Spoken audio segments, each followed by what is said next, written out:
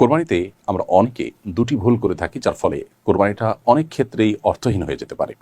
তার একটি হলো, আমরা অনেকেই কসাইদেরকে কোরবানির পশুর গোশত অনেকটা বিনিময় হিসাবে দিয়ে থাকি। কসাইয়ের যা পারিশ্রমিক হওয়ার কথা তার চাইতে কম পারিশ্রমিকে তিনি অনেক সময় রাজি হয়ে যান, কারণ তিনি জানেন যে বেশ কিছু গোশত তিনি পাবেন।